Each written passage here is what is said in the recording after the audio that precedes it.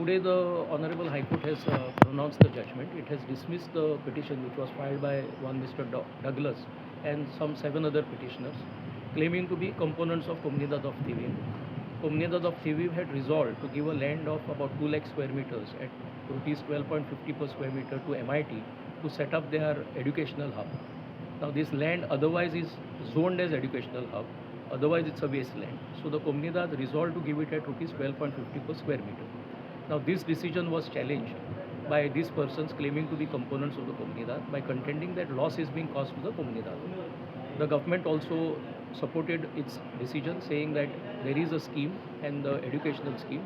Comunidad also placed on record that the entire provisions of Code of Comunidad were followed scrupulously, and the amount that is being fetched by the Comunidad is commensurate with the nature of the land, and considering other advantages that the Comunidad would get in terms of a gymnasium, office building for them. They don't have an office building of their own as of now.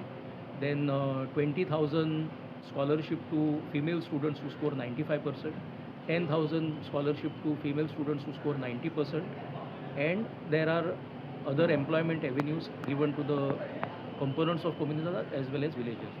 So we pointed out to the court that it can't be considered only from the prism of commercial benefit to the Comunidad. Other cultural and social benefits also will have to be looked into.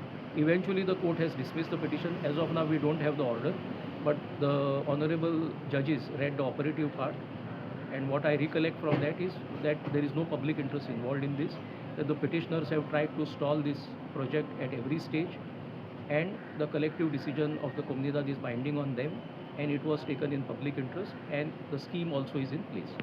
So the court has upheld the decision of the Comunidad to grant the land at rupees 12.50 square meters to MIT to set up its educational hub. Thank you.